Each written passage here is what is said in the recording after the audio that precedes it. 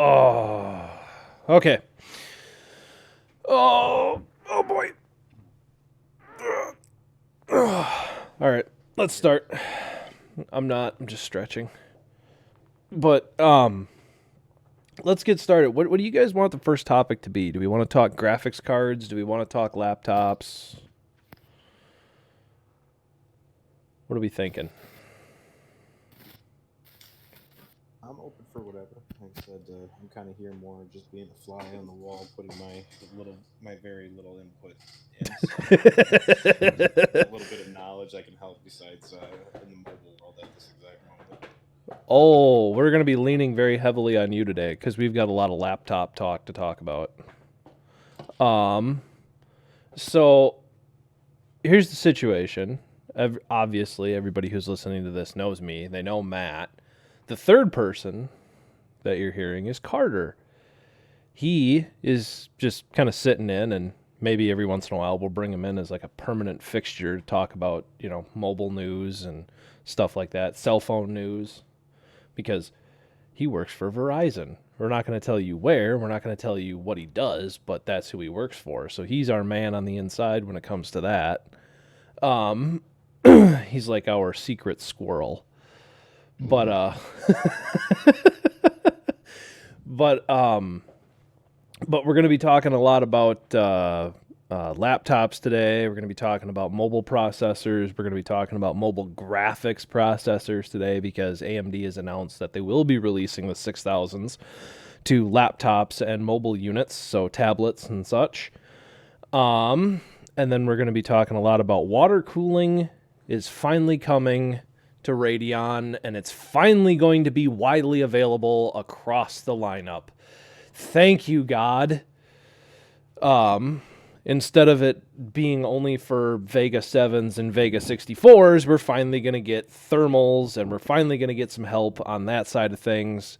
But what do you want to start with, Matt? You want to start with the Super Mario Brothers news? Start with that really nice, light, happy, fun stuff. Yeah, we can do that. We haven't really done that. We've always started bitching about stuff when we start. So yeah, we can do something happy first. It's funny how that's kind of our thing. Hold on here. Let me click the link. An unopened copy of Super Mario's 3 fetches $156,000. Breaking a record. An unopened copy of 1990's Super Mario Bros. 3 was sold for a whopping $156,000 Friday morning, breaking a record for the highest selling single video game at an auction. The sale took place through Heritage Auctions, attracting 20 participants. The opening bid was $62,500 before soaring past the six-figure amount. According to the Heritage Auction, the $156,000 winning bid breaks the previous record, which belonged to a sealed copy of 1985's Super Mario Bros. For Nintendo Entertainment System, or NES.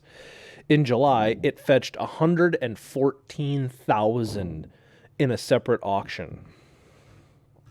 So, I guess what it means is hold on to your stuff, guys.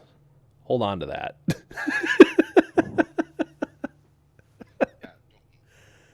don't throw it all away like Yeah. that. Yeah, you need to actually know. Do you have an original copy for Xbox? The original Xbox? Do you have a copy for I have no copies of any of the original of any console. you don't even have any of your original PS2 stuff? No, no, I do, but they're not in good shape. Like if Okay. you're talking about, yeah, no, if you're talking like I'm talking like an original. I'm talking about like an original copy of like San Andreas. yeah, I don't have that. I have like an original copy of God of War, but Oh wow. Yeah, I don't have any physical copies of anything cuz like pretty much ever since I converted over to PC, it's all been digital download. Like I have all these copies on my hard drives, but I don't actually have physical copies. And I know you were a big collector of like Xbox 360 stuff there for a while, so I was just wondering if you maybe had like an original copy of like Halo Combat Evolved. No, I don't. Ugh. That was like even the same thing. Like when all the simulators and stuff came out, like that's when I stopped going ahead and buying different games. I was just going ahead and using a lot of the simulators for like on my phone on that for Nintendo related stuff. Oh yeah, I Yeah. bet that's what a lot of people did. Because I mean, it was just more convenient. I mean, the lighting and everything just itself. oh yeah, yeah. But no, now that you find out that all this stuff is worth this much because people are, nostalgia drunk. It's like why? Why now? It was a few about 4 or 5 years ago. That's what I'm a big Pokemon guy. Oh yeah. Yeah, that's I right. Do you I've got been any original cards of Pokemon? I was never really too much of the cards. I was more of the games and everything. Oh, okay. So I have all those. But for the last 5, 6 years, I've been buying each copy of every game and keeping in their original packaging. So I'm like, you know what? This $50 might get me a few $100, maybe 20 years. From now. And there's a good chance it won't, but there's a decent chance. So I think it's worth the investment just because I've seen what's going on. And obviously, it's not Gen 1. This is Gen 4, 5, 6. But Yeah. some people are going to be nostalgic for that, especially kids my age. Oh yeah, no. Can you believe? Quick about the Pokemon card. I actually had Charizard, and it sold for like 20,000, and I lost it like 5 years ago. Well, it's crazy to see now, especially with YouTube and with TikTok. You see all these people that are the packaging, of the original. People had all those packages of the original Pokemon, but they don't know what's inside. Obviously, they got to go ahead and do the opening of it. So people are going ahead and putting down $1,000, $2,000 in hopes of pulling that $20, $30, $50,000 card. Jesus. It's insane watching it. I mean, I'm getting a little too much into it, but No, it's like the more, I don't know, I guess the more I start thinking about that kind of stuff, like I did have a pretty healthy collection when I was a kid, but the ones that I always collected more, I was always the big sports guy. So I always had baseball cards, football cards. Dude, you got Mike Trout rookie card? I do not. I did Oh, find my God, it's I worth something in 10 years. I did find one sitting on a shelf somewhere, but I saw how much they wanted for it and I just totally walked by it. They wanted $120 for that. And it wasn't even like it was a true Tops, but it wasn't like one of the special ones. You know what I mean? Like they'll release like the special rookie stuff. It wasn't even one of the special ones. It was just like a general rookie card. And I'm like, that's not going to be worth anything. So I just walked past it because they wanted $120 for it. Hey, Derek Jeter's rookie card just go for 100,000. I do actually have a Derek Jeter rookie card. And I have his final season card with the little patch of the jersey in it, those special ones that Topps will do. I do have one of those too. So, like, I'm pretty covered on that one because Derek Jeter is like one of my favorite players of all time. But yeah, I have that stuff. I was always more into that. Now, if you want to talk about PC hardware collection, I've got plenty of that stuff laying around. I mean, you gotta love it. I'm reading this article, and it says it's an unopened copy found in somebody's closet. I mean, that's a pretty nice find, right? Oh yeah. Closet. Oh, got yeah. something that might worth something. Yeah. I always hate stories like that. But no, the only other thing that I have that might be worth something in 15 or 20 years after he retires, I have a Sidney Crosby Team Canada jersey from when they won gold at the Winter Olympics in 2010. I have that jersey, and it's actually an original locker room jersey. So it's How much do hockey cards go for? I don't ever hear them, so. depends on the player, because last time I took a look, there was an original rookie card with Paul Coffey. There's a Paul Coffey rookie card of when he was with Edmonton, and that one sold at auction for like $1,000. Okay. Mark Messier. There was like his very last year when he was with the Rangers. That card now is going for like a couple $100. There's Wayne Gretzky rookie cards that, you know, if they're in really, really, really good shape, I've seen those go for upwards of like $5,000 or $6,000.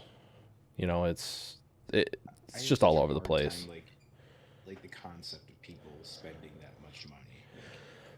Like, I understand collecting things. I just don't Yeah. understand the concept of that. And you know, when it comes to like the gaming cards, you know, like your Pokemon, your Yu-Gi-Oh, your Magic, you know, Yep. those cards had a purpose Yep. at one point. It's bragging rights. People want to brag about it. Yeah, but with baseball cards, even in their heyday when they were first created, I mean, honestly, it's just someone creating a tiny picture. That's Yeah. you know, Yeah. with gaming cards, there was a purpose for it when it came out, and that nostalgia, you brought back that nostalgia of a child when you played with those games and enjoyed doing that. I think that I can see people wanting to pay for that money to go ahead and get that serotonin back into their brain of when they were 7. Yeah. Um, Exactly. But baseball cards, I'm like, you never did anything with them. You had them, you looked at them. Same with I mean, just that just blows my mind always when people are paying it for that stuff. Yeah. Yeah. No, you're Well, I not. can You're not say, wrong. I can say too is that you went there as a kid. It was a special moment or something, and you liked that player as a kid, so you wanted that card. I mean, that's where I could see the connection. I know, yeah, that definitely does make sense. It all depends on what you're into, and that's what I mean. Going against Derek Jeter, I'm a Red Sox fan, so I guess I love Derek Jeter. I like you already. No, well, let's put it this way. That'd be awesome if you had a David Ortiz card. I mean, I get he's not from the Red Sox eventually, but that'd be pretty cool. Yeah. I'm just hoping my Pedroia jersey is worth some money at some point. Oh yeah, no, Pedroia, no, that's a definite thing. Pedroia is what he played second base or was he shortstop? I can't remember. Second base. Yeah. I'm still mad. I'm done buying jerseys because I just got done buying. What the heck? We just lost him from the Twins. It was our second baseman for the Twins. Who the hell? What was his name? Oh. Was it Washington? Yeah. Oh, son of a can't think of his name. bitch. I'm done buying jerseys now because I'm pissed. I bought that jersey and now I can't wear this stupid. Like, I can't wear it until it retires now. Are you talking like this season? It was a couple years, 2 years ago. I think it was. Okay. I can't think of his name off the top of my head. He was number 2, and now I'm just like drawing a blank. The Twins do got a number 2 guy called Luis Arise, sorry. Yeah, I'm gonna look it up quick now. It's gonna bug me.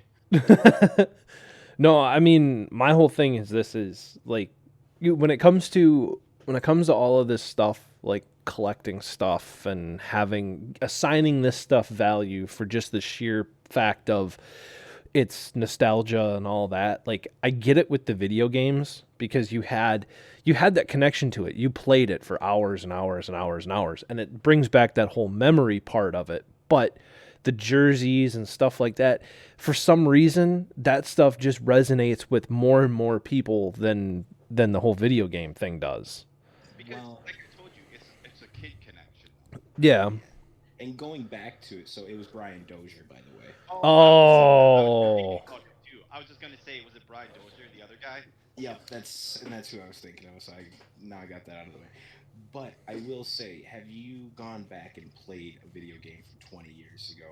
Recently, it's been a little bit for me, and every time I play it, I'm like, I like it for 15 minutes. Like, oh, it's cool, nostalgia, and all of a sudden I'm like, God, this game sucks compared to today.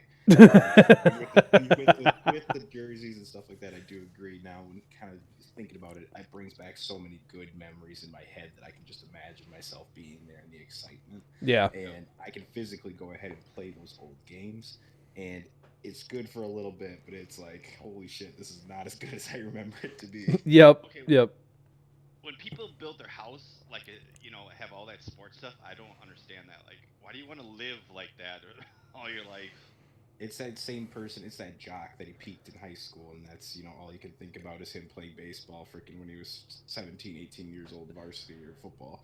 That's the only thing he can go ahead and talk about. He never did anything after that. That's the same concept. Shots fired. Shots fired. No, I agree with you, Matt. I don't understand why you'd want to live in a sports bar. Like, I don't get that. But Well, I mean, not just a sports bar, but their whole house is just sports memorabilia.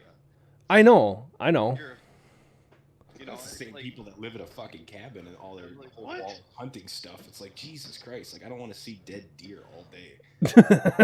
Pretty much. yeah. No, I get that too. I do. I get that. Like, but the whole thing is this though is, like, for me, I see it. I remember it. I remember where I was. I remember what I did, and then I just have that little piece, just that little piece, that I just look at, and then that's it. That's all I need. I don't need to decorate my entire house with it. If I want to have my collections, I'll have my collections. Like, I actually started looking into my comic book collection, right? Because as both of you know, I am an avid collector of said things, and I started looking into my my actual collection, and the special edition DC New World comic books that I have, the ones that have the holographic covers on them, those are actually now going for about $100 a piece. Because I literally have the complete set. I have every single first issue from that pressing, and they only did that once. Dude, in 30 years, hey, everything's gonna go digital, Nick. In 30 years, they might be worth a lot. Oh, I know, and they're already moving in that direction because I have an entire series, like the entire New 52 series of Batman, and I have the director cut ones with all of the additional special artwork in them too, and those are going for like a couple $100 a piece. Like, because there's no actual physical copy of it anymore. Well, it's having a Did tangent. you ever get a Stan Lee sign them? No, I do not have a Stan Lee signed one, no. Oh, that would be worth something. I get you signed a lot, But no, I mean, since you're the kind of like the Marvel, the MCU guy over there, like I have the original copy of the Avengers, like the first issue one.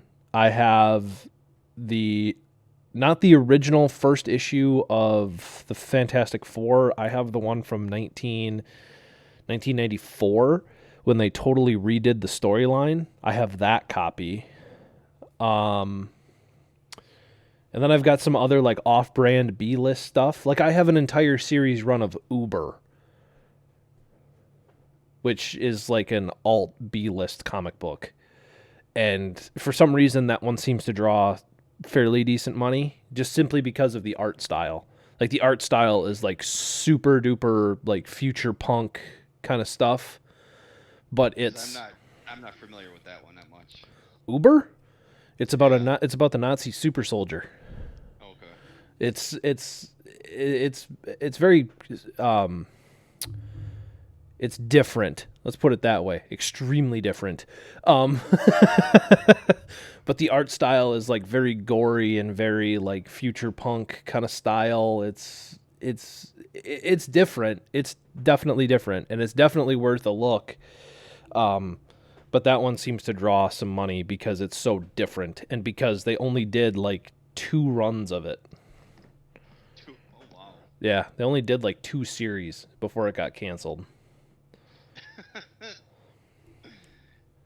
But yeah, and I also have like complete runs of Earth 2. I have a complete run of Transformers, like the original Transformers, like 80s Transformers. But yeah, I've got a lot of that stuff. My collection is pretty well rounded. Let's put it that way. But yeah, I understand why people want to collect that stuff. Like that's a true nostalgia kind of thing. Because I mean, what did we all do when we were kids?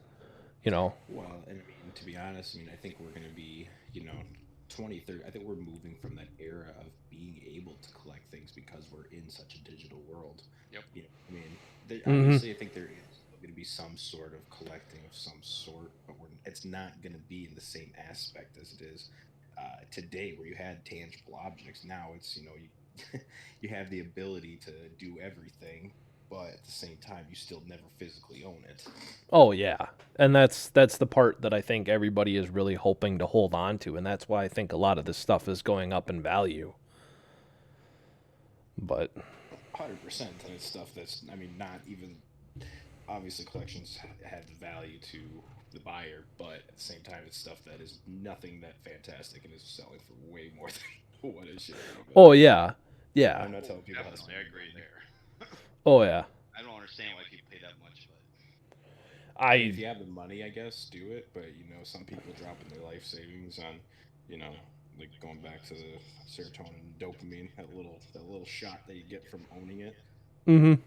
That's about it. Your ROI is not going to be that great on that $30,000 card you just bought, because I don't know if you might be hitting near the peak value.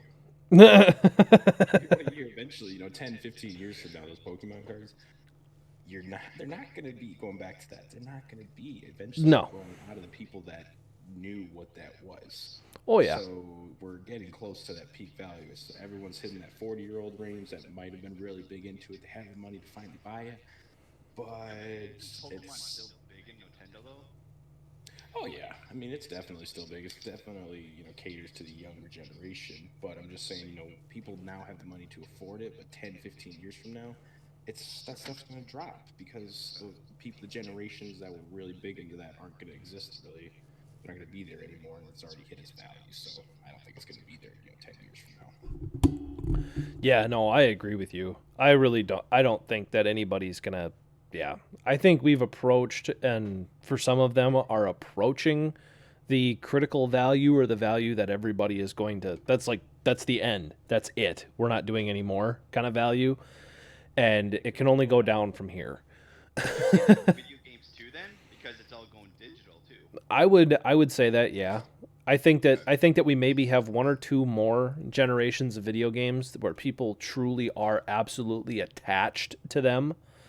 And it's going to end up with, the whole Halo series. It's going to end up with Halo. You're going to get your original PlayStation games like Crash Bandicoot and stuff like that. That's going to Where it's going to stop is right when PS4 came out. Yep. All the games older than that, that's right at that stopping point. Because PS4, yes, we still had an Xbox and PC, that we still had the ability to buy the physical copy. Yep. And digital was getting more popular, but now that's what it is. So it's everything older than that. That's where the cutoff line is. So when you get those generations that were buying it, when they hit about the 40-year-old range, that's the cutoff. That's what I believe is like. Oh yeah. They have money to do it, but. Totally agree with you. 15 years from now, I think is going to be the deadline of that stuff. Oh, by far. Yeah. No, I agree with you on that one. I might be extending on that. And you might be, but I would totally agree with that, because especially now, like, you cannot buy a computer with an optical drive. A computer does not come with an optical drive anymore. Okay, that is a thing of the past. So actual physical copies of computer games or PC games, I should say. PC games are just not a thing. You download it, and that's it. Yep. I used to have original computer games, but I lost them. Yeah, I know, dude. You had quite the frickin' collection. Like I said, it's like I don't think of that stuff to keep them. Yeah. You don't think that when you're a kid. Oh, I should keep all this stuff. Yeah, exactly. No one does, and that's why it's rare, and that's why the certain ones, make money, is because there was those few people out there who did think of that, but they did pump out a lot more of everything than you think about. And oh yeah. The few people that decide to keep it, that's why it's worth money. Here's the other thing that I just thought of. Our uncle and aunt Matt should get a hold of their kids, because if you go down into the basement where Bob and Colleen have that computer set up in the basement next to their fireplace, Yeah. they should go through that shelf, because there's original packaging with original CDs for Diablo, World of Warcraft, Duke Nukem, and it all has original packaging. That's still there? Yes, it's still there. Last time I looked, it's still there. Like, all that packaging is still there. Like, somebody should key them in on that. Threw that away a long time ago. No, it's still there. Oh, wow. There's original packaging. There's an original copy of Doom down there. Oh, wow. Yeah. Like, somebody Maybe should You might have to go. We might have to go and. Hey, can we play that game? relieve them of that junk. Yeah. And those are all those are all original Bethesda titles too. They have all the original Bethesda titles down there too, which is those are starting to become those are really worth something now too. Because those are all the original OpenCL games that you could actually program mods into. Yeah. Jeez, man. But we should probably move it on from the little trip down memory lane here. Let's move it on to 11th gen Intel mobile processors for your laptops and stuff, aka Tiger Lake. What does anybody in this call know what's their fascination with lakes? Because it's been Comet Lake, That was my Desert question. Lake. That was my question. What is their fascination with that? Well, every processor architecture that Intel's had since Pentium 4, well, actually, no, even further than that, the original dual-core Pentiums has all had the code name Lake, something Lake. It's funny. So I just went on Google real quick, and I meant to put it was like why are Intel, and then the first thing that popped up was why are Intel processors called Lake? Yeah, exactly. First thing. Well, it's so confusing. Intel, yeah, well, this is what it says. I'm going right to the top Google result. Intel is a company that likes looking very peaceful and very nice. So if you look at the code name, it's always a lake. It's always a river. That was from May 25th, 2020. Oh my God. Go figure. I mean, this seems like a very nuanced answer. Yeah. Yeah, that sounds like one of their marketing guys responded to that one. God. But anyways, yesterday we reported that Gigabyte is preparing laptops featuring the 10th gen Core processors series and next generation NVIDIA RTX 30 series. Well, it appears that notebook makers are not limited to Comet Lake series after all.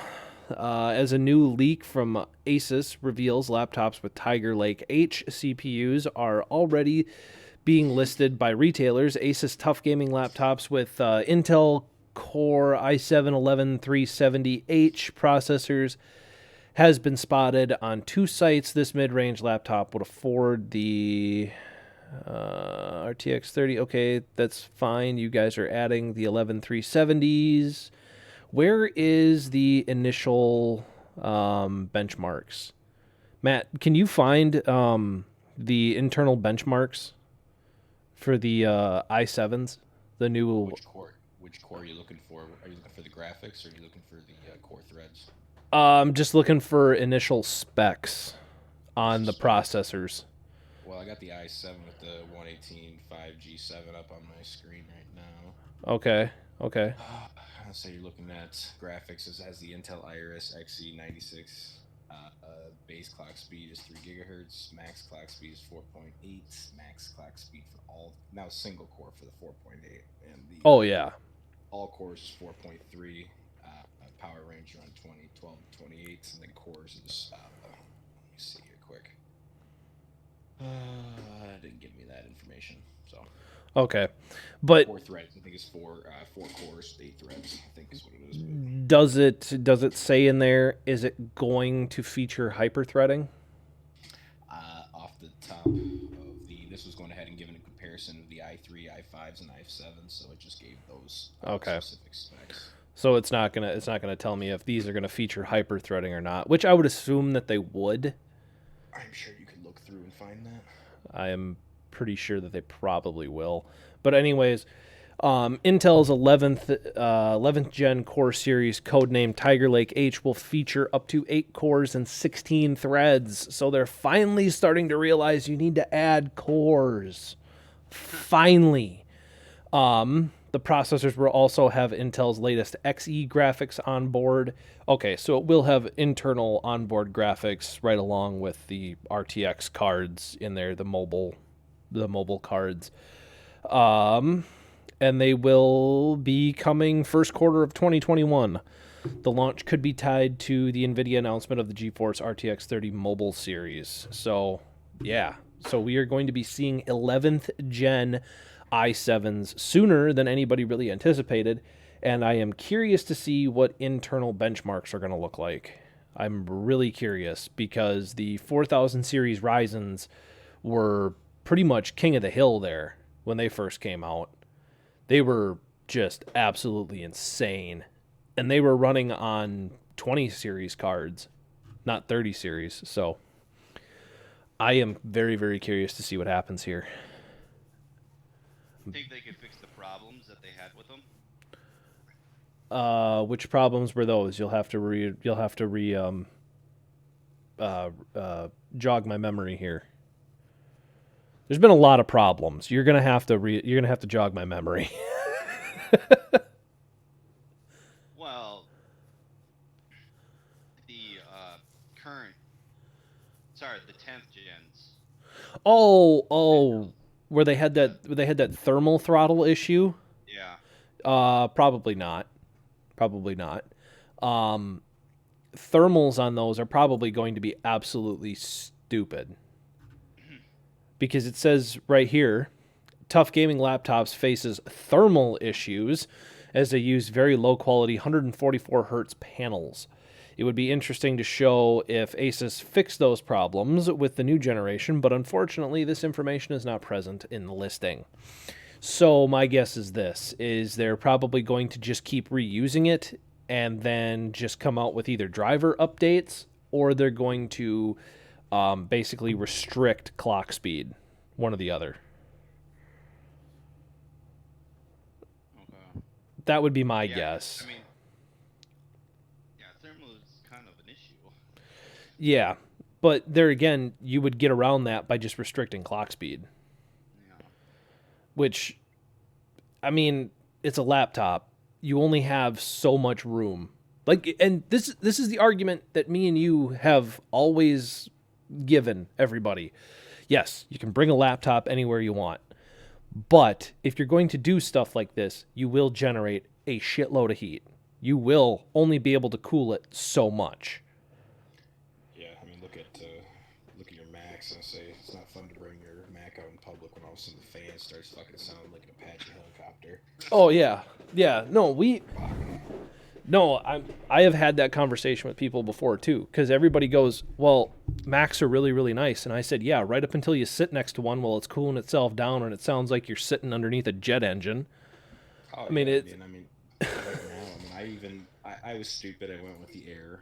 However, I did. I upgraded the memory, upgraded the storage, I upgraded the process. I went close to a Pro, but I mean, I was kind of doing the pros and cons. And to be honest, I went to save myself about $400 and got close to the Pro level. But still, it just doing anything is so goddamn loud. It's not even funny.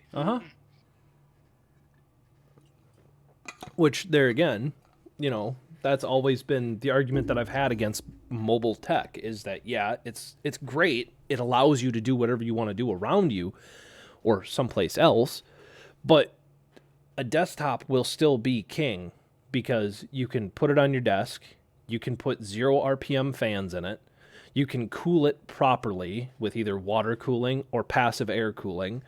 You can basically upgrade it. You can infinitely upgrade it. Okay, that's the best part about it, is that if you build one and you make it modular, you can build it into whatever you want to build it into.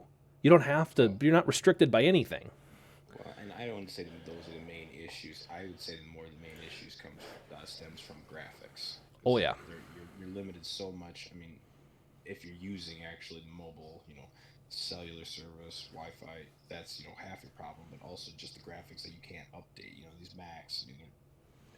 The screen quality is not bad, but I mean the quality or the refresh rate on it's just trash. It's pointless for anything.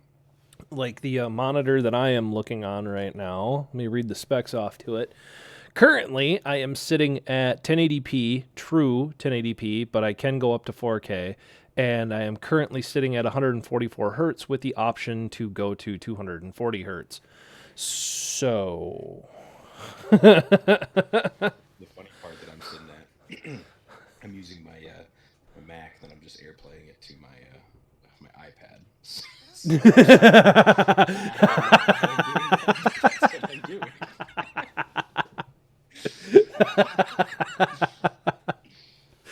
Go figure. Then I got a curved monitor behind it that's hooked up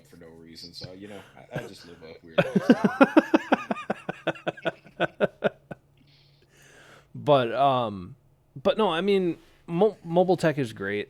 It's great for the masses, but it's never actually done that leap. It's never actually made that leap like desktops have. Desktops have always made a leap. Mobile just it really hasn't. It's always just kind of stayed the same. 100%. And guys, I actually appreciate having me on. I actually got to get going. Hope to do this again with you. Appreciate for letting me stop on. Yeah. Yeah. Yeah. We'll have it. We'll figure out a date. We'll do it again. All right. Awesome. Take it easy. Yep. See ya. Later. All right. He's gone. He's off the call. Okay. Let's move it on to another story here. Let's talk about the mobile 6000s, okay? Because this is something I know the two of us are extremely interested in. Next year AMD will not only launch the Zen 3 based. Wait, what year is this? When did this come out? This came out on the 5th? Why are you speaking as oh, whatever.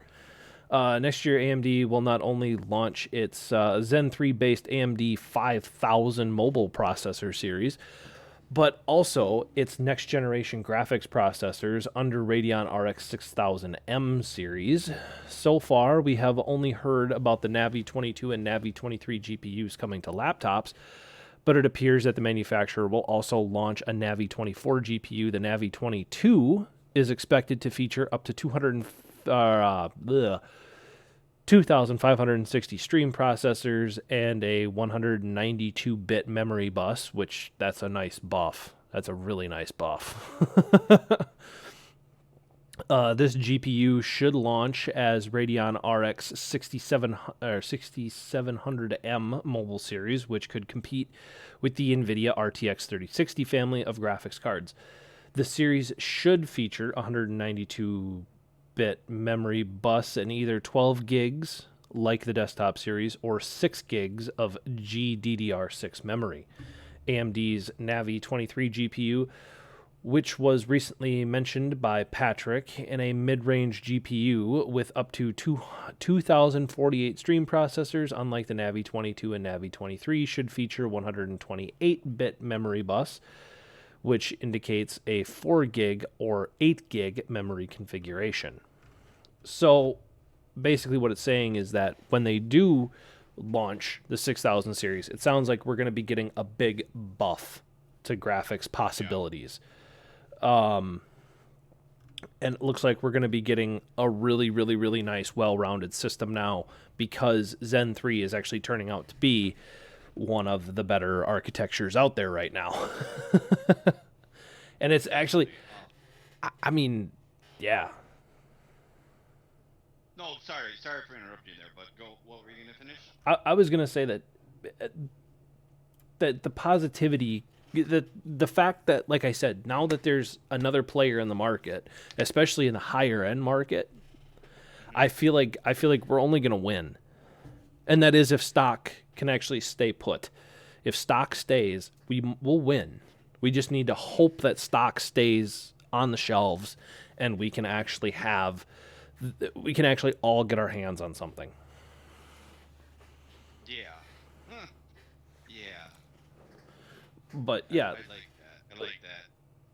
but yeah, right now we're having kind of a renaissance as far as mobile is concerned. We're just having this wonderful renaissance, which is great. We all have a better idea on what's going on now more than ever, which is good.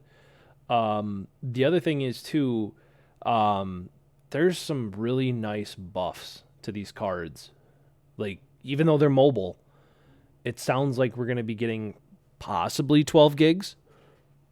I would like to see 12 gigs of memory. I would love it. It'd be great.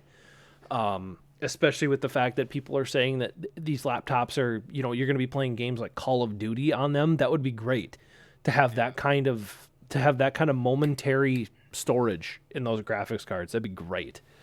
But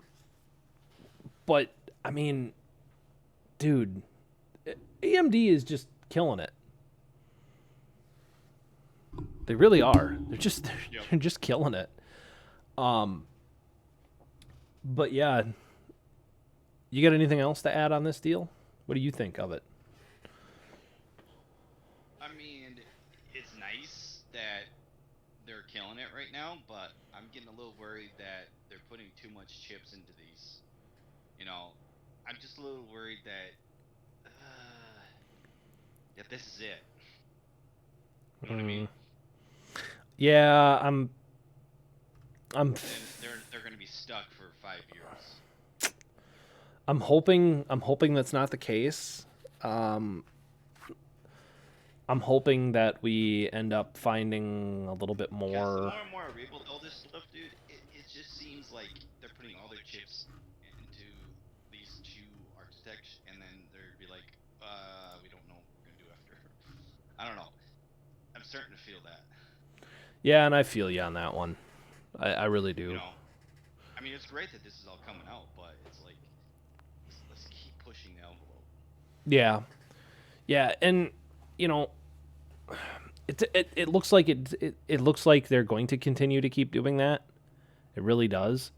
Like early indications are that AMD has a roadmap, AMD has a plan, and they're going to continue to keep functioning on that plan. And it's nice. It's nice to see that somebody actually has a plan and that they're actually acting on it instead of just constantly throwing ideas at a wall and then hoping everybody just kind of forgets about them after a little while. You know what I mean? Oh yeah. But yeah, no, we should move it on to more graphics card news, and this is disappointing and extremely frustrating. Okay, and I know it's extremely frustrating for everybody because everybody wants to get their hands on it. Literally, everybody wants to get their hands on it, and believe me, I understand where everybody's coming from. If you guys want to tune out, but if you want to keep up on it, you know, we'll read the story right now. NVIDIA says we don't get enough chips. NVIDIA has just released its fourth GeForce RTX 30 graphics cards this week, and for the fourth time, we have seen a huge demand that exceeded the supply. If things continue this way, NVIDIA may soon need to abandon its RTX on slogan and adopt an out-of-stock marketing catchphrase instead. It is quite clear that NVIDIA is unable to provide enough GPUs for their board partners, and neither can AMD with its Radeon RX 6000 series. The problems are not only related to the GPU wafer supply, but also components and substrates, which are limited. NVIDIA Chief Financial Officer Colette Kress recently took part in a Credit Suisse 24th Annual Technologies Conference where she explained what kind of supply problems the manufacturer is currently facing. She confirmed that the supply constraints are not only limited to the wafer and silicon supply, but also components and substrates. We do have supply constraints, and our supply constraints do expand past what we are seeing in terms of wafers and silicon. But yes, some constraints are substrates and components. We continue to work during the quarter on our supply, and we believe through that demand will probably exceed supply in quarter 4 for overall gaming. The statement also reveals that NVIDIA forecasts demand to exceed supply through the last quarter. In this case, just the remaining days of December. While the supply issue or substrates and components are new information, the fact that NVIDIA expects their GeForce series to be at limited supply till the end of the year certainly is not. Almost 2 months ago, NVIDIA CEO Jensen Huang already mentioned that the demand will outstrip supply throughout the year. as noted by Tom's Hardware. Even if the supply issues were resolved by 2021, manufacturers and distributors will still have to compete for air cargo space with pharma companies as the vaccines and medical equipment distribution is likely to increase. In January, NVIDIA should reveal its plans for the mid-range graphics segment with the GA106 based graphics cards RTX 3060 and RTX 3050 in the first quarter. The company is also expected to announce its new Ampere-based mobile graphics, which should be offered with the upcoming AMD Cezanne H and Intel Tiger H graphic or gaming laptops. Excuse me. So yes, we will probably be seeing continual shortages for at least the next 6 months. At least the next 6 months. And it just highlighted, Tom Draper just highlighted what my problem with this is. And it's this pandemic. Yep. We're not gonna see a change in it until everything kind of calms down. We're just not. I agree. They're going to throw anything else aside other than vaccines or medical equipment. And I agree Yep. with that. I mean, vaccines are going to take out so many things because that's going to be the need. Oh yeah, and I understand. I understand, and I blame nobody for that. That's a public health issue that needs to be taken care of. We all need to kind of get back to normal. And I'm not going to argue with that whatsoever. In fact, if that's the case, then I'm totally okay with losing out on any supply if that means that I get to go back to normal. I'm okay with that. But what I don't agree with is the way NVIDIA has been handling this thing pretty much since the start, which is you guys are going to get it whenever you get it and stop whining. Yeah, I agree with you there, 100%. And if you're not willing to wait for us, then here, go spend money with these scalpers. Like that's the worst part. It really is. That's the worst part. Yeah, their CFO really didn't want to ask that question. She was uncomfortable. This one doesn't really tell about what, but she was kind of uncomfortable answering that question. Yeah, because she wanted to like reflect on it. She didn't really want to answer it. No, because they did point blank ask that question, didn't they? Yeah. Yeah, that's what I thought. And yeah, you're right, because I do remember seeing something about that where she just absolutely just did not want to talk about it at all. No. So. She didn't want to talk about her, the other things they're doing. Oh yeah, no, she wanted to talk about the upcoming mobile release. She wanted to just talk about numbers and business. She did not want to talk anything about future upcoming, when is stock going to be in, when can we finally start seeing our return on investment with the general public, stuff like that. She did not want to talk about that. And yeah, no, I can't say I totally blame her because she's basically, she's going to end up taking one. She's going to end up taking one for the team no matter what. So, I mean, that's just one of those things that you kind of have to, gauge out what's going to happen. But let's move it on here. Let's move on from that very depressing news into we're finally going to get water support for NVIDIA. Or not NVIDIA. We're finally going to get water support for Radeon. We're finally going to get across-the-board water support. One thing Nick wanted to talk about. Yes! Yes, I did want to talk about it. We're finally going to get it. Okay? We have plenty of water support for the processors. Okay? We do. Because EKWB has their really good block set up. They have a really good pump and radiator and block setup. That's good. But we've always had to miss out on the mid-range cards. Like you could never water cool a 560 or a 580 or a 590. The 5700 XTs, they had limited support. 5600 or 5500 XTs had very limited support. And even then, you could never really get the one that you wanted. You always had to settle for what they were doing, which was shit. And now Alpha Cool is finally going to have a complete line of water blocks for Radeon 6000s. Yes! We're finally going to have a complete range. Alpha Cool presents the Eyes Block Aura acrylic GPX A block for the Radeon MSI RX 6800 and 6800 XT Gaming X Trio, and the Radeon Sapphire RX 6800 Nitro Plus graphics cards. The blocks offer outstanding cooling performance thanks to the full cover design, which it does have a full cover design. And the best part of it is if you look at it, it actually has complete water chambers.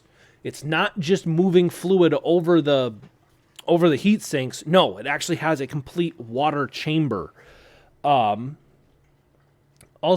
contributes to this. This stabilizes the graphics card and ensuring an even more contact pressure of the water. The cold plates are made of solid nickel-plated copper. The coolers cover all relevant components, such as voltage converters and the graphics memory, which it does, and it actually comes in a really cool, with a really cool backplate. It's actually just like a matte black backplate. So you can, what am I trying to say here? You're not stuck with doing the whole RGB setup. Like, you don't have to totally RGB to the fucking hilt with it. Like, you actually have a really nice looking matte black backplate that you can just put on there. And the water plates are going to be, and now this is in euros. So whatever the conversion rate is, this is in euros. MSRP on them is $126.99, and that's $126.99 euro. So just do the conversion rate on it, and you'll be good. But yeah, we finally have complete water support. Yes! Yes! Are you not excited? Not as much as you. I mean, it's good news, but my thinking, Nick, is they're gonna be like gone. So I don't get it. Like, my excitement is great, but I'm not like, you gotta lower your expectations, man. I mean, that might be gone. Let me put it to you this way, okay? I'm not excited to the point where, like, this is all I'm thinking about right now. No. I'm excited for the reason of people, they're expecting that there's finally going to be enough demand for these cards that people are actually doing it. You have to think that way now. Yeah. You have to think there's not enough. I remember the day when we could think there was enough around, you know? Now all of a sudden we got, like, are they gonna have enough? That's what I always think about now. Yeah. No, I know what you're getting at. Do I have to wait in line for 3 days just to get one? Probably. What, it came out this summer? Summer, they said? They do not have a release date as far as I could tell. Let me look back at the story again here. Let me see if I can find a release date. It's in the summer. I mean, you know, I think, you know, that'll help greatly, but I do not see a release date for those water blocks. But I think, what, in the summer then? Probably. Yeah. I would say summer. Yeah. So next year, summer. But yeah, I mean, look. Do you think it's going to make a huge difference, though? I do, because I do think that we are in a time where we need to have that. Because look at how much these graphics cards, look at the performance you're getting out of it. Look at how much onboard memory they have now. It's almost like water is like necessary. Like, that's what it's getting into. Like, that's the levels we're approaching. Oh, I thought we were approaching this a long time ago, but yeah. Well, we were, but everybody still had enough cooling when it came to air coolers that, you know, you could still kind of live without it. Now, my fear is when we can't use water anymore, then what do we do? I don't know. When the water is not enough, then Yeah. No, you got a point there. But let's move it on to our last story of the day. Before we get into the just general conversation part of the show. Police arrest 2 Romanians for helping hackers beat antivirus program. Now, this is my story. Yep. Police have arrested two Romanians for allegedly helping hackers refine their malware attacks to beat antivirus software. On Friday, Europol announced it had nabbed 2 suspects for running CyberSeal and Data Protector, a pair of online services capable of encrypting the computer code in malware, making the process harder to detect. These services had been purchased by more than 1,560 criminals and used for crypting several different types of malware, including remote access Trojans, information stealers, and ransomware, the European Law Enforcement Agency said. By buying the services, the hackers were able to hide and embed their malware attacks in legitimate software, which could be circulated to unsuspecting internet users. The site for CyberSeal also contained helpful video tutorials.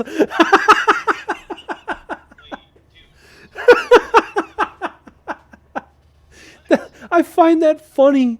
The site for CyberSeal also, hold on, I'm going to repeat this. The site for CyberSeal also contained helpful video tutorials and offered customer support, enabling novice hackers to use the service too.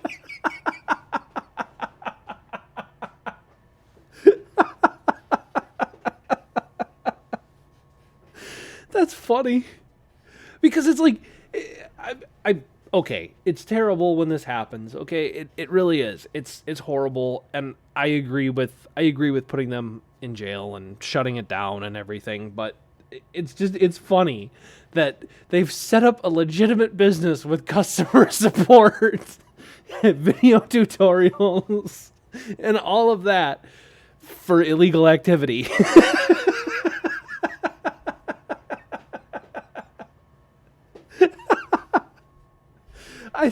I just think it's funny. Criminals being legitimate. It's it's kind of funny. But on top of all this, the Romanians allegedly ran CyberScan, which could let clients test their malware strains against antivirus software, according to Europol. The arrested Romanians have been offering their services to the cybercriminal underground since 2010. Their clients paid between $40 and $300 for these crypting services, depending on license conditions. The agency added I'm sorry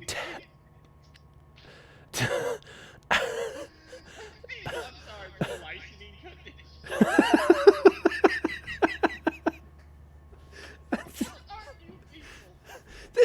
This is hilarious because, like I said, it's criminals running a legitimate business. To test the malware against antivirus tools through CyberScan, the Romanians charged between $7 and $40. Romanian. I guess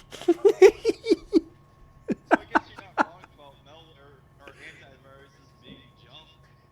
I'm not. I've been saying that for years. Yep. Romanian authorities added that the services helped improve as many as 3,000 malware files, which were then used to launch cyber attacks across the globe. European investigators and the FBI worked together to take down servers running the malware refining services. As a result, the website for CyberSeal is now offline. In addition, police in Romania conducted 4 house searches in Bucharest and Sirova? Yeah, Sirova, which where the suspects lived. Okay, so they did take down, or they're attempting to take down the servers. They have all their equipment and everything. So I mean, but still, the funniest part is that it's criminals having a legitimate business. They had prices. They had a price list. And all of this is conditioned on license conditions. Their licensing condition. It's great. Wow. And you see, all this time I've been telling everybody that antivirus software is just junk. And it is. It just is. Because they can never predict what's going to happen. I swear to God, they must not have anybody on the internet at those places. Nobody must have access to the internet. Because if you're gonna hire people like that to help you develop software for things like that, what? I mean, I don't understand. Like, do you not have a concept of what's going on? Like, I don't get it. But whatever. All right, that's probably the winner today. Oh yeah, that one's funny. That one is really funny. I like that one. That was good. I love a like that. Oh. God. They had a price list. You know what's been funny too? Even though it's malware, it probably worked better on other things. Oh yeah. No, it was probably even though it's illegal and it's malware, I'm pretty sure that it was probably a pretty well-oiled machine. Yeah, it probably caught other viruses. It infected their certain virus, but it probably caught other viruses as well. Oh man. That one's definitely the winner. I like that one. That one was pretty good. Yep.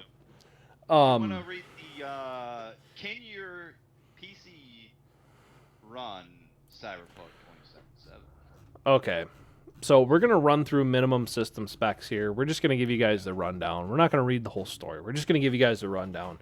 So the real question is, can you run Cyberpunk 2077? Can you do it? Do you have enough to do it? Okay, so absolute minimum specs for 1080p. Okay, Windows 7 or Windows 10, 64-bit. Intel i5 3750K, AMD FX 8310, which those should have been thrown in the garbage a long time ago. I did not know that. That's bullshit. 8 gigs of RAM.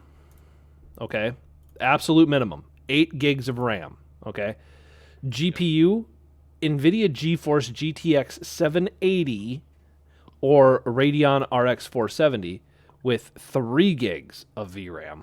Oh. DirectX 12 and available storage of 70 gigabytes. Yeah. Graphics settings game can be played on low.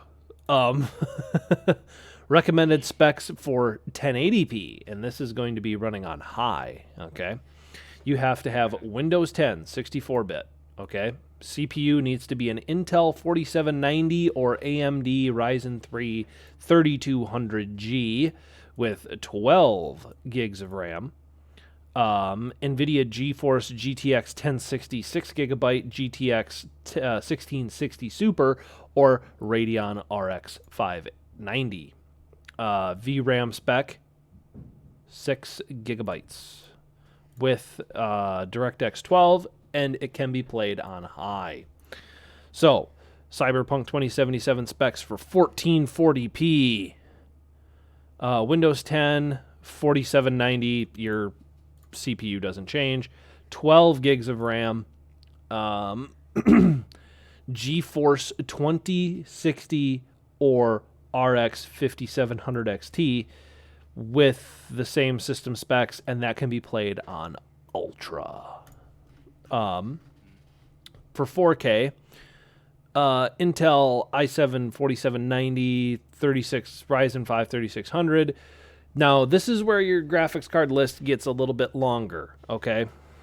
Recommended graphics cards, RTX 2080 Super, RTX 3070, or Radeon 6800 XT. And then that can be played on Ultra. So really, the biggest difference is really just going to be in graphics cards. That's going to be your biggest difference, okay? And obviously, it's going to run better on an NVIDIA because NVIDIA partnered with CD Projekt Red to develop the graphics for this game. So it's obviously going to run much, much, much higher with a much higher resolution on NVIDIA. So if you can get your hands on an NVIDIA now, do it. Please If call us. Yeah. So, all right. I'm gonna ask you how you got it. Yeah. Send us a message. Join the Discord. I'll leave a link to the Discord server in the video description, and you guys can just go ahead. Let us know how you got it. Okay? Did you have to buy it out of the back? Did you have to buy it out of someone's trunk in a parking lot somewhere? Or did you buy it from a guy who had him hanging in a trench coat? Or did you just go ahead and do nothing but pay scalpers? You know, we need to know. We need to know what actual supply numbers are. Because I keep hearing that there's absolutely nothing out there. These cards don't exist. Yeah, It's starting to feel like these cards don't exist. Yeah, no, I agree with you. It's really, really starting to feel that way. But no, I think that's it for normal show. So let's move it on to just random stuff that we're going to talk about. Because we're going to talk about RAM a little bit, because I've been doing some shuffling, some moving and shuffling with components in my PC. I took out the Corsair RAM that I had in here, which was 32 gig at 3200 megahertz. I think my cast latency was 14, 16, 16. So it was pretty quick. It was pretty good. But I didn't realize that the ASRox and G.Skill actually have like preset for AMD. And I mean, my numbers are remaining the same. Like, they're fairly consistent. And I've run 5 or 6 different benchmarks, and actually I'm fairly happy with the G.Skill. You know, I still like my Corsair RAM. I'll probably still use Corsair in another build, but G.Skill is legit. Like, they're pretty good. Because I bought the Trident G.Skill, or not the G.Skill Trident Z Neo, the one that is dimmed for Ryzen, and it made small improvements, but it wasn't like really big improvements. It was more of it just kind of smoothed it out under high load. And that was about it. Otherwise, it didn't really make any big improvements.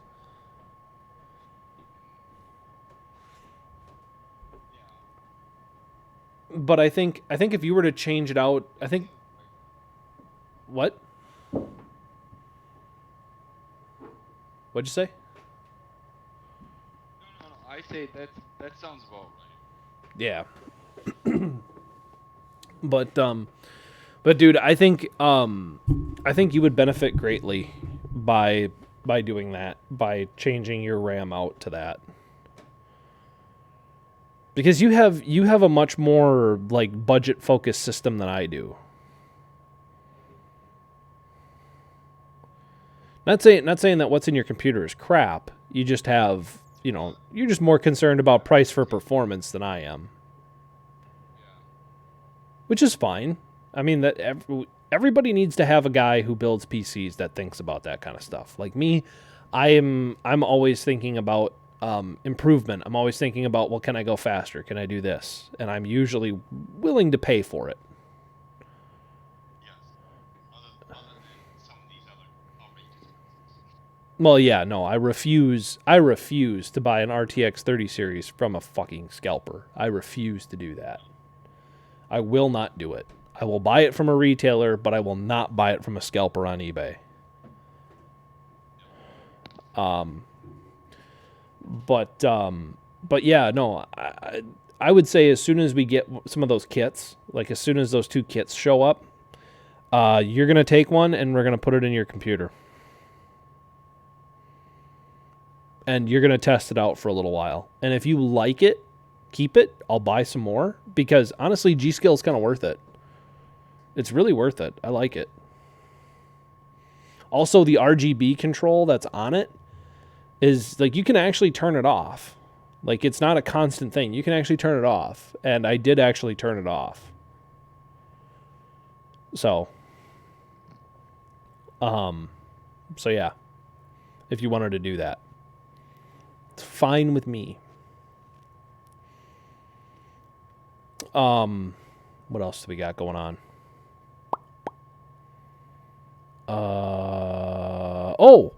That motherboard came in. I have not I've not plugged it in to my extra to my other power supply, which I have. I've not plugged it in yet. But and I have not taken the 2 extra processors that I have and tried them out yet. But it did come in. I did take a look at it. Dude, that project that we're going to do, I get the feeling that motherboard might be a little overkill. It might be a little overkill.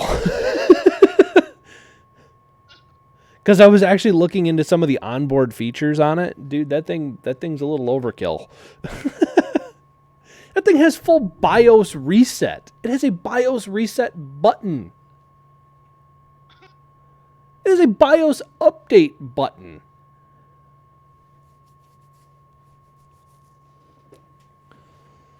Oh my god. Like that thing is like serious overkill, bro. Yeah. But I do think that's a good thing though. Because I think if we do that, it'll give him a lot more things to work on. It'll give him a lot more options to work with. So he'll be able to do whatever he wants to do with it for at least a little while. For at least 4 years. So yeah, I do think that that's a good thing.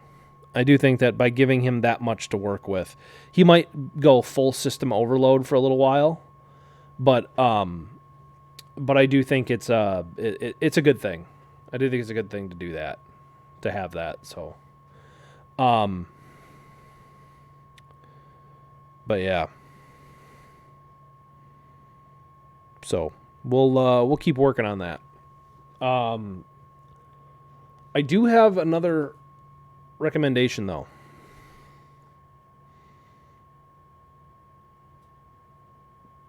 Because I was looking into Lian Li availability. Because I know I said I wanted to do that. And I was looking into Panzer availability, and then I looked down at mine. And since this is going to somebody who may not have a whole lot of room, well, I mean, they do have room, but does he have a desk? Dude, I think so. I'm not 100% sure. You might want to text your sister and ask. Yeah. Because if we're going to be in constraints of area, might need to rethink this a little bit. Not totally rethink it, but we may need to think about case size. You know what about those Predators? I mean, weren't they kind of unique in how the size? Yeah, they were. And I was... The Cougar, sorry. Yeah, the Cougars. The Cougars were nice. Those actually had some room that you could kind of build around them. But I'm kind of looking into availability on it, and it's we're still going to have availability, but the closer we get to Christmas, I feel like we're going to get dicked like real hard. Why? Let me check here. Okay. Why do you say that? Hold on. Let me see here. Cougar, where are you? Cougar, here we go. Apply filters. Oh, never mind. I'm losing my mind. No. They've got like 3 or 4 options for that Cougar. for that Panzer. Yeah. The Panzer Max. Because it's so hardcore! But yeah, we've got, yeah. No, I like, ooh, I like that. What are you looking at? What are you looking at? Panzer Max Black Full ATX computer case. It's the one with the hinged front panel design that you, like, pull the hinges and then it'll drop down. Are you talking about the Max G black one? The Max G, no. This one is just the Panzer Max.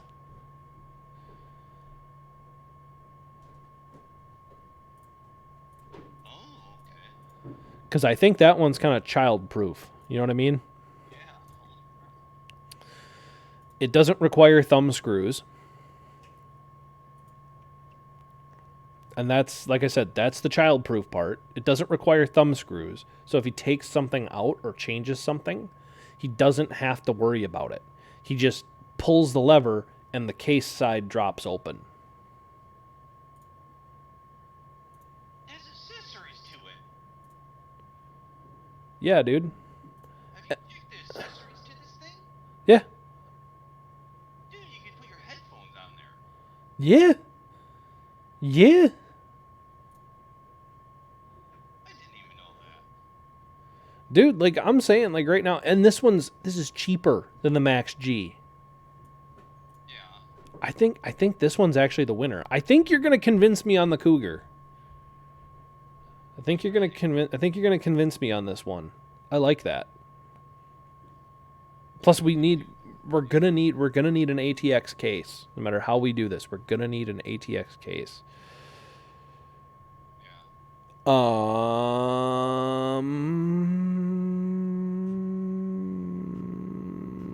So yeah.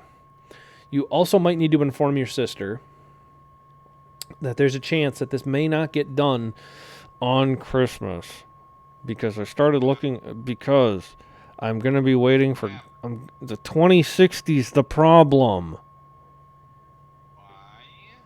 Because I can't get anything through Newegg right now that is within a reasonable price to keep us in that price that we told her. And if you go on eBay, things have extended delivery times. We slightly lie about the price on that one. Or we use a different graphics card like a 1070. You'll still be able to play everything he wants to play. Yeah. But we use like a 1070 Ti instead of a 2060 Super.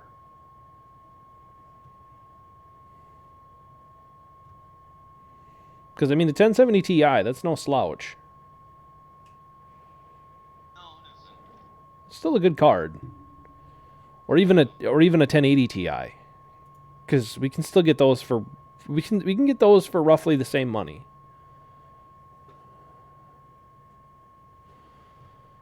True. Or like I said, we go down the Vega 64 route.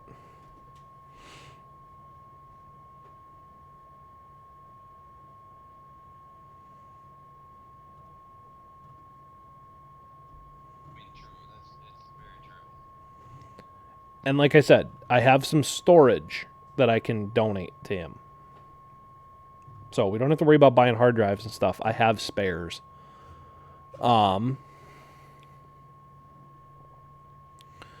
So most of this stuff, we've got it all figured out. Like, it'll be delivered on time. Won't have to worry about it. It'll be delivered. No need to worry about that. What I'm more worried about is the graphics card, because that's the kind of stuff that if you have a problem, that takes forever to get replaced.